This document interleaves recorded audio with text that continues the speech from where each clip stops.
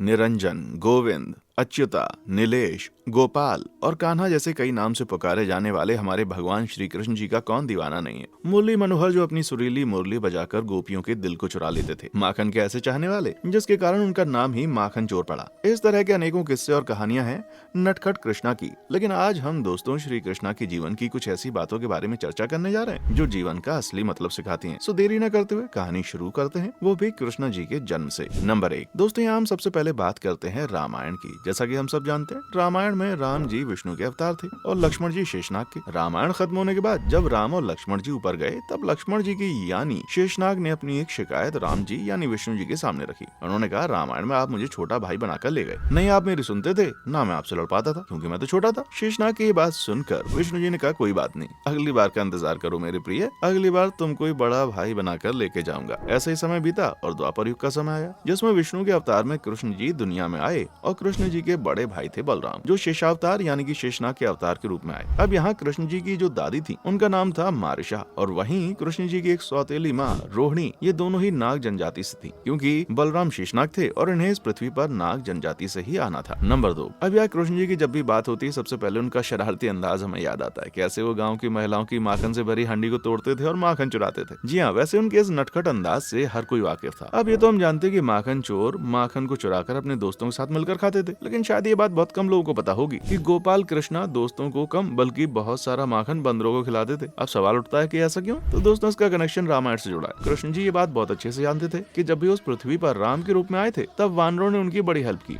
और फरमा जाए तो माता सीता को ढूंढने में वानरों का पूरा हाथ था और यही वजह है कि अपने पिछले जन्म में वानरों की सहायता को याद करके वो माखन का बड़ा हिस्सा बंदरों को खिलाते थे। वेल, वाकई में यार ये कितना अच्छा लगता है ना, अपने आराध्य के बारे में छिपी हुई अच्छी बातें जानना। वेल, आगे भी दोस्तों हम आपको कृष्णा जी से जुड़ी कहानियां बताने वाले हैं, लेकिन उससे पहले वीडियो को लाइक नहीं किया तो जल्दी से कर लें और चैनल को सब्सक्राइब कर लें। अब दोस्तों, जो कहानियां बताने जा रहे हैं वो असली भक्ति क्या होती है वो हमें सिखाती है। एक समय की बात है जब वृंदावन के उत्थान के लिए बड़ा यज्ञ हो रहा था और इस दौरान भगवान के लिए भारी मात्रा में प्रसाद बन रहा। और इस दौरान कृष्ण जी और उनके कुछ दोस्त काम से लौट रहे थे। वो सफर करके काफी थक गए थे, उन्हें काफी भूख लग रही थी। अब यहाँ कृष्ण जी जो खुद के भगवान थे, उन्होंने पुजारियों से खाना मांगा। तब उन्होंने कहा कि नहीं, खाना भगवान के लिए। लेकिन दोस्तों, यहीं उनकी पत्नियों ने उन्हें अपने हिस्से का खाना दिया और जब श्री कृष्ण ने उनकी ये भक्ति देखी तो वो प्यार देखा, बड़े खुश हुए और इसी वजह से उनका वो यज्ञ सफल हो गया। दोस्तों, श्री कृष्ण जी ने अपनी इसी कहानी से दुनिया को इंसानियत का मतलब समझाया और असली भक्ति का अर्थ बताया कि असली भक्ति तो अपने भाव में है, इमोशंस में, जिसमें आप पूजा कर रहे हैं। नंबर 4 दोस्तों, हम श्री कृष्ण को अनेकों नामों से जानते हैं, जैसे कान्हा, गोपाल कृष्ण, मुरली मनोहर और न जाने क्या क्या। लेकिन इन सब नामों की लिस्ट में एक रणछोड़ नाम भी शामिल है, जिसका अर्थ है रण को छोड़ना। और ये नाम कृष्ण जी को इसलिए दिया गया क्योंकि वो भी एक बार रण छोड़कर भाग गए थे। सही सोच रहे हैं, कैसे हो सकता है? बताता हूँ। इसके पीछे कृष्ण जी की एक स्ट्रेटजी थी। असल में जब मगधराज जरासंध ने कृष्ण की नगरी पर आक्रमण किया, तब उसने कृष्ण जी को युद्ध के लिए ललकारा। लेकिन यहाँ कृष्ण जी ने कहा कि नहीं, ये लड़ने का वक्त नहीं है। वहीं जरासंध की सेना युद्ध के मैदान को छोड़कर जाना नहीं चाहती थी, जिसके चलते कृष्ण जी रण को छोड़कर चले गए। असल में इस कहानी से कृष्ण जी हमको बताना चाहते हैं कि हर समय लड़ने का, युद्ध करने का नहीं होता। अगर हम हमेशा लड़ते रहेंगे, एक दूसरे को नष्ट करेंगे, तो प्रोग्रेस कब करेंगे? यानी जो अपने अंदर की पावर है उसे हमेशा लड़ाई में मत गवाओ, समझे? प्रोग्रेस करो। नंबर 5 दोस्तों, हम सभी ने कालिया नाग की कहानी सुनी है, जिसे कृष्ण जी मारने के लिए पानी में गए थे। लेकिन बता दें, ऐसा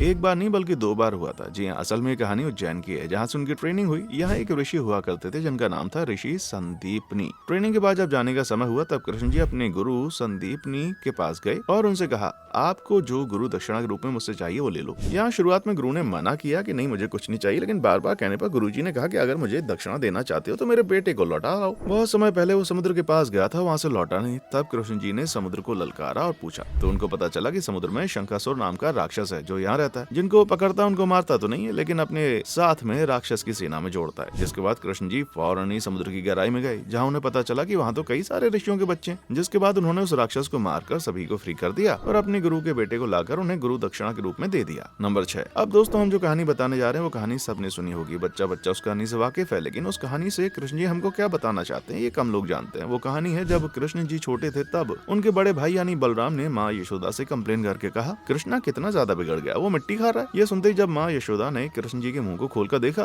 कृष्ण जी के मुंह में पूरा यूनिवर्स दिखाई दिया। लेकिन सवाल यह है कि इससे कृष्ण जी बताना क्या चाहते हैं? तो उसका जवाब है नॉलेज। आपकी उम्र केवल एक नंबर है, आपकी नॉलेज और माइंड का सबूत नहीं। यानी आपने देखा होगा, हमसे छोटे बच्चे ही कभी कभी हमें अच्छी और नॉलेजेबल बातें सिखा देते हैं। ऐसे जब लोग ईगो को इंपॉर्टेंस देते हैं, वो सोचते हैं कि हमसे ज्यादा कोई नहीं है, तो वे खुद अपनी ग्रोथ पर एक तरह की सीलिंग लगा देते हैं। नंबर 7। अब यार माँ और बेटे की बात चल रही, तो आइए एक और कहानी माँ बेटे के लिए हो जाए। वैसे बचपन में शायद ही कोई ऐसा लड़का होगा जिसने उनकी माँ ने बिंदी लगाकर, लिपस्टिक लगाकर लड़कियों का ड्रेस पहनाकर तैयार ना किया हो। लेकिन क्या आप जानते हैं इसके पीछे एक कहानी है। असल में जब कृष्ण जी को बचाकर यशोदा जी के पास ले जाया गया, तो उस समय कंस किसी भी तरह हार नहीं मानना चाहता था। वो हर बार कृष्ण जी को मारने के लिए कोई ना कोई चाल चलता था। जैसे कभी कोई राक्षस तो कुछ भी बता दे। इन सभी नेगेटिव चीजों से कान्हा जी को बचाने के लिए यशोदा जी ने उन्हें बालक नहीं बल्कि बालिका दिखाया, जिससे राक्षस वगैरह कंफ्यूज होकर चले जाए। तो भाई लोग, अगर आपको अपनी वो लड़की दिखने वाली फोटो देखने में बुरा लगता है, तो बता दें कृष्ण जी का रूप है जिसमें आपकी माँ ने आपकी रक्षा की है। नंबर 8। दोस्तों, ये कहानी तब की जब कृष्ण जी की तबीयत काफी बिगड़ गई। कृष्ण जी इतने बीमार हो गए कि उनके लिए